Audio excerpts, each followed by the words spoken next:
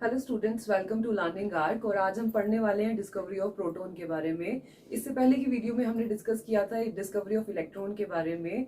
तो एक थॉट बन गया साइंटिस्ट का। आप देखिए, अगर हम बात करें एटम की तो हमें ये क्लियर हो गया कि एटम के अंदर कुछ ना कुछ नेगेटिवली चार्ज पार्टिकल तो एग्जिस्ट करते ही हैं। जब नेगेटिवली चार्ज पार्टिकल एग्जिस्ट करते हैं और हम ये मानते हैं atom as a whole is electrically neutral, जब एटम न्यूट्रल है और इसके अंदर कुछ ना कुछ नेगेटिव चार्ज पार्टिकल एग्जिस्ट करते हैं तो एक थॉट बन गया साइंटिस्ट का कि जरूर एटम के अंदर कुछ ना कुछ पॉजिटिवली चार्ज पार्टिकल भी एग्जिस्ट करते हैं, तभी तो एटम न्यूट्रल है। फाइन, न्यूट्रल बिहेवियर किस वजह से है कि जितना उसमें पॉजिटिव चार्ज है उतना ही उसमें नेगेटिवली चार्ज होगा। फाइन, तो ये बैलेंस होगा। तो यहाँ से एक थॉट निकल के आया कि atom must contain some positively charge particles. उन्हीं के बारे में आज हम बात करने वाले हैं। चलिए स्टूडेंट, स्टार्ट करते हैं डिस्कवरी ऑफ प्रोटॉन। फाइन, देख, सबसे पहले तो प्रोटॉन की डिस्कवरी के लिए जो साइंटिस्ट फॉरवर्ड आए वो हमारे थे गोल्डस्टेन साइंटिस्ट। और वो भी कब आए थे? 1886 में उन्होंने इस काम को स्टार्ट किया। और उन्होंने ये सब एक्सपेरिमेंट किसमें किया? कैथोड रे ट्यूब में किया। ये ग्लास की सील ट्यूब थी, इस पे वैक्यूम को एडजस्ट कर रखा था to adjust the pressure of the gas. Fine, और इसके अंदर जो गैस भरी थी वो सबसे लाइटेस्ट गैस हमने हाइड्रोजन गैस का इसमें यूज किया गया था। क्लियर? इसको बैटरी से कनेक्ट किया, एक टर्मिनल को एनोड बना दिया और एक टर्मिनल को कैथोड बना दिया। ये वेरी वेल नो, आपको पता ही है। तो परफोरेटेड गैस का हमने परफोरेटेड प्लेट का, वैसे हम मेटल प्लेट सिंपल लेते हैं लेकिन इस टाइम हमने परफोरेटेड प्लेट ली। क्यों ली परफोरेटेड प्लेट? ताकि जितनी भी रेज हैं जब वो प्रोड्यूस हो तो वो स्ट्राइक हो किस पर? फ्लोरोसेंट मटेरियल पर। पीछे उन्होंने कोड दे रखा है जिंक सल्फाइड, एक फ्लोरोसेंट मटेरियल, जिससे हमें स्पॉटिंग होगी और हमें क्लियर हो जाएगा कि कुछ ना कुछ चार्ज पार्टिकल्स हैं, पॉजिटिवली चार्ज पार्टिकल्स हैं जो स्ट्राइक हुए। फाइन, इस बार यहाँ पर उन्होंने एनोड इसीलिए कि एनोड से कुछ रेज आएंगी और वो परफोरेटेड कैथोड को क्रॉस करते हुए स्ट्राइक हो जाएगी जिंक सल्फाइड पर और उनकी प्रेजेंस हमें कंफर्म हो जाएगी। क्लियर? अब आप देखिए ध्यान से, जैसे ही इन्होंने क्या किया, पहली बात तो गैस किस पे ली? At very low pressure. Fine, और हाई वोल्टेज अब यहाँ पर अप्लाई किया। जैसे हाई वोल्टेज अप्लाई किया तो हमने देखा कि एनोड से स्ट्रीम ऑफ पार्टिकल पास हो रही थी और पास होने के बाद उन्होंने कैथोड को क्रॉस करा और कैथोड को क्रॉस करने के बाद हिट किया कहाँ पर हिट किया? जिंक सल्फाइड कोट पर, यानी कि फ्लोरेसेंट मटेरियल पे उन्होंने हिट किया और यहीं पे उन्होंने स्पॉटिंग को दिया।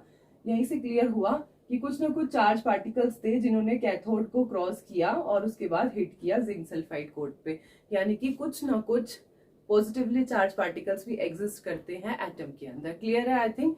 अब इस एक्सपेरिमेंट के बाद हमारी क्या क्या कैरेक्टरिस्टिक्स थी और क्या क्या रिजल्ट्स निकल के आए वो हम पॉइंट वाइज डिस्कस कर लेते हैं।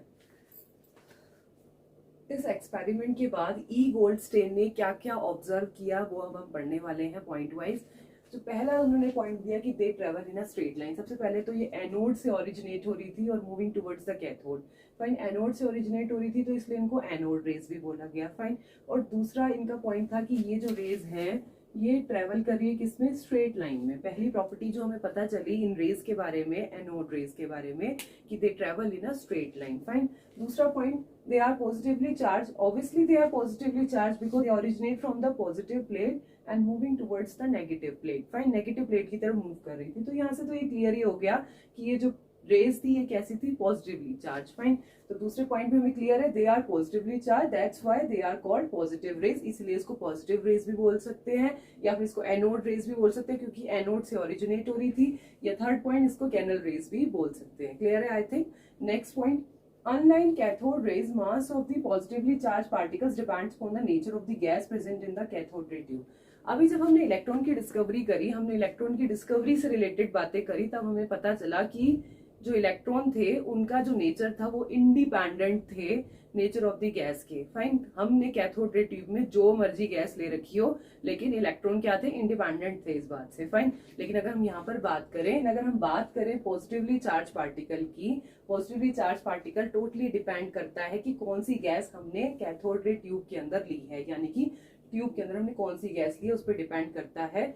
इस एक्सपेरिमेंट में हमने ये भी स्टडी किया कि चार्ज और मास का रेशियो भी डिफर कर रहा था डिफरेंट गैस लेने पर। ठीक है, तो इसलिए एक्सपेरिमेंट के लिए सबसे लाइटेस्ट गैस का यूज किया गया which is hydrogen gas. Fine, clear. उसके बाद next point, the charge to mass ratio of the particle depends on the gas from which these originate. Fine, इसका मतलब क्या है? नेचर ऑफ द गैस पे डिपेंड करता है E/m रेशियो, यानी कि charge by mass ratio, C/m ratio. Charge किस में होता है? कुलम में, मास होता है केजी में। फाइन, तो C/m रेशियो भी डिपेंड करता है किस पे? Nature of the gas taken inside the cathode ray tube. Fine, clear. Third point पे हमें बता रहे हैं कि कुछ पार्टिकल्स ऐसे भी थे जिनके ऊपर 2-3 यूनिट पॉजिटिव चार्ज भी आ रहा था। किस पे डिपेंड कर रहा था, कितने इलेक्ट्रॉन उस पर स्ट्राइक हो रहे हैं, नॉकड आउट हो रहे हैं। जितने ज्यादा इलेक्ट्रॉन स्ट्राइक होंगे, नॉकड होंगे, उतने ही प्रोटॉन्स क्या होंगे, एमिट होंगे। क्लियर, ये पॉइंट में बताया हमें। और लास्ट पॉइंट में हमें बता रहे हैं कि the behaviour of these particles in the electric और मैग्नेटिक फील्ड। इलेक्ट्रिक और मैग्नेटिक फील्ड में इन पार्टिकल्स का जो बिहेवियर था वो बिल्कुल अपोजिट था। किसके कंपैरिजन में, as observe in case of cathode ray. जितना हमने इलेक्ट्रॉन के केस में जो ऑब्जर्व किया था उससे जस्ट अपोजिट था। इससे हमें यह भी पता चल गया कि इनके ऊपर जो चार्ज है वो जस्ट अपोजिट है इलेक्ट्रॉन के। इलेक्ट्रॉन नेगेटिवली चार्ज, तो ये पार्टिकल्स कैसे होंगे, पॉजिटिवली चार्ज पार्टिकल होंगे। तो ये सारे कंक्लूजन थे, ये सब पॉइंट्स हमें दिए किसने, ई गोल्डस्टेन ने दिए जब उन्होंने अपने एक्सपेरिमेंट को परफॉर्म किया और इस कंक्लूजन पर पहुंचे। उसके बाद फाइनली उन्होंने एक definition the, what is proton. Fine, proton is a fundamental particle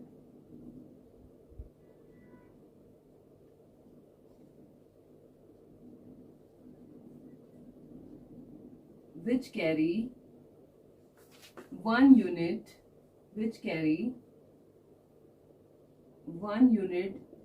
positive charge and have mass nearly equal to the mass of hydrogen atom. Fine, ये डेफिनेशन हमें प्रोटॉन की किसने दी, ई गोल्डस्टीन ने दी कि प्रोटॉन एक पॉजिटिवली चार्ज पार्टिकल्स हैं, fundamental particle है, यानी कि एटम के अंदर ही एग्जिस्ट करते हैं। फंडामेंटल पार्टिकल है एटम के, which carry 1 unit positive charge, उनके ऊपर 1 यूनिट तो पॉजिटिव चार्ज होता है, and have mass nearly equal to the mass of the hydrogen atom. Fine, और उनका मास नियरली किसके इक्वल होता है, हाइड्रोजन एटम के मास के इक्विवेलेंट होता है। फाइन, अब हम बात कर लेते हैं चार्ज ऑन द प्रोटॉन और ई चार्ज बाय मास रेशियो भी क्या होगा प्रोटॉन के लिए। क्लियर, अगर हम चार्ज की बात करें तो चार्ज एक्जेक्टली सेम होता है जैसे इलेक्ट्रॉन पे होता है, बट नेगेटिव में होता है इलेक्ट्रॉन पे, यहाँ पर किस में होगा, पॉजिटिव में होगा। तो चार्ज की बात करें, चार्ज ऑन प्रोटॉन की बात करें तो 1.6 इंटू 10⁻⁻⁻19 कूलम, चार्ज तो इतना ही है। फाइन, और अगर हम बात करें चार्ज बाय मास रेशियो की ऑन किस पे, प्रोटॉन पर, तो वो वैल्यू हमारे पास आती है 9.58 इंटू 10⁴। फाइन, ये हमारे पास आ गया charge is to mass ratio किसका, प्रोटॉन। इसी की हेल्प से अब हम मास को निकाल लेते हैं। चार्ज हमें पता है और चार्ज और इस टू मास रेशियो भी हमें पता है, तो जब हमने इसकी हेल्प से मास की वैल्यू निकाली 0.67 इंटू 10⁻⁻27 kg। फाइन, ये हमारे पास किसकी आई, मास ऑफ प्रोटॉन की वैल्यू। प्रोटॉन का हमने मास भी कैलकुलेट कर लिया। ऑलरेडी हमें चार्ज पता था, चार्ज भी एक्सपेरिमेंट की हेल्प से ई गोल्डस्टेन ने ऑलरेडी इसको निकाल दिया था, और चार्ज बाय मास रेशियो भी हमें पता था। इस वैल्यू में चार्ज की वैल्यू पुट करके तो हमारे पास मास की value I which is 1.67 into 10⁻⁻27 kg। Fine, तो यहाँ से हमारे पास सब चीजें क्लियर हो गई प्रोटॉन के बारे में, और एक चीज क्लियर हुई कि प्रोटॉन भी एग्जिस्ट करते हैं एटम के अंदर। अब यहाँ से ये चीज भी हमारे पास कंक्लूड, अभी तक हमने इलेक्ट्रॉन भी पता लगा लिए और प्रोटॉन का भी हमने पता लगा लिया। अब थर्ड पॉइंट आता है कि न्यूट्रॉन की डिस्कवरी के बारे में, कौन कौन से एक्सपेरिमेंट हुए और कहां से क्लियर हुआ कि एटम के अंदर न्यूट्रल पार्टिकल्स भी एग्जिस्ट करते हैं। क्लियर, सबसे पहले हम बात करते हैं कि न्यूट्रॉन का टॉपिक ही कैसे आया कि न्यूट्रल पार्टिकल्स भी एटम के अंदर एग्जिस्ट करते हैं। फाइन, तो हमने ये देखा कि जितना चार्ज एटम जो होता है, अभी हमने इससे पहले पढ़ा कि एटम जो होता है वो इलेक्ट्रिकली न्यूट्रल होता है। जितना उसमें पॉजिटिव चार्ज था उतना ही नेगेटिव चार्ज था, यानी कि जितने प्रोटॉन उतने ही इलेक्ट्रॉन थे। तो यहाँ तक तो बात क्लियर हो गई थी, लेकिन जब हम मास से रिलेट बात करें तो मास एकदम डिफर आ रहा था, यानी कि इलेक्ट्रॉन और प्रोटॉन का मास काउंट करने के बाद भी कुछ और मास भी एग्जिस्ट कर रहा था एटम के अंदर। तो वहीं से डिस्कवरी की स्टार्ट हुई कि कुछ ना कुछ न्यूट्रल पार्टिकल भी एटम के अंदर एग्जिस्ट करते हैं। तो जेम्स चैडविक ने एक एक्सपेरिमेंट को परफॉर्म किया regarding the discovery of neutron के डिस्कवरी के रिगार्डिंग। तो उन्होंने क्या करा कि अल्फा पार्टिकल्स को बम्बार्ड कराया, एक थिन शीट बनाई किसकी, बेरिलियम एटम की, या फिर हम कह सकते हैं बोरोन एटम की, और उस शीट को बम्बार्ड कराया अल्फा पार्टिकल। और अल्फा पार्टिकल हमारा क्या होता है, हीलियम न्यूक्लियस को हम क्या बोलते हैं, अल्फा पार्टिकल्स। ठीक है, तो इसकी शीट को बम्बार्ड करवाया अल्फा पार्टिकल से। जैसे ही बम्बार्ड कराया उसके बाद क्या हुआ, एटम जो है वो स्प्लिट हुआ, स्प्लिट होने के बाद एक तो बना कार्बन एटम और कुछ न्यूट्रल पार्टिकल्स उसमें से निकले जिनको लेटर ऑन नाम दिया न्यूट्रॉन, और उन पे चार्ज तो कुछ नहीं था लेकिन they have mass is equals to 1 unit. Fine. Similarly यही एक्सपेरिमेंट उन्होंने बोरोन शीट के साथ भी कराया। यहाँ पर बेरिलियम शीट ली थी, यहाँ पर बोरोन शीट का भी यूज किया। तो व्हेन हीलियम पार्टिकल्स, और सिंपली बोले तो alpha particles when bombard on the thin sheet of boron, boron की थिन शीट पे जब बम्बार्ड हुए तो क्या हुआ, एटम स्प्लिट अप हुआ, और स्प्लिट अप होने के बाद उसने क्या बनाया, नाइट्रोजन एटम बनाया। फाइन। और साथ में कुछ ना कुछ न्यूट्रल पार्टिकल्स उसमें से निकले, इसका मतलब क्या, न्यूट्रॉन उसमें से एमिट हुए, निकले, रिलीज हुए। फाइन। तो इसका मतलब यहीं से हमारे पास क्लियर हुआ कि atom also contain some neutral particle, neutral particles भी उसके अंदर होते हैं। अब उसके बाद चैडविक एक कंक्लूजन पर पहुंचे और उन्होंने डिफाइन किया व्हाट इज न्यूट्रॉन। फाइन। तो हम डिफाइन कर लेते हैं what is neutron. Neutron is a fundamental particle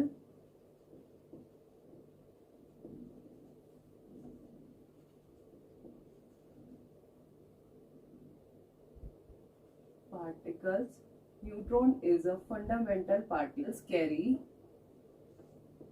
no charge, यानी कि उनके ऊपर चार्ज तो कुछ नहीं है, has mass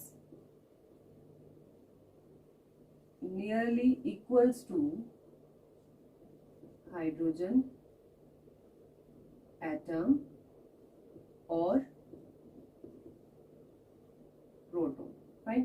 प्रोटॉन के इक्वल। फाइन। तो न्यूट्रल पार्टिकल्स के लिए उन्होंने एक डिफाइन दिया कि what is neutron. Neutron is a fundamental particles जो कि एटम के अंदर ही होते हैं, कैरी नो चार्ज, उनका कोई चार्ज, उन पर कोई चार्ज नहीं होता, but they have mass nearly equals to the mass of the hydrogen atom. जितना हाइड्रोजन एटम पे मास होता है उतना ही नियरली इक्वल टू बोला है, नियरली इक्वल होता है इसके, लाइक प्रोटॉन के मास के इक्वलेंट होते हैं, but it has no charge. Fine.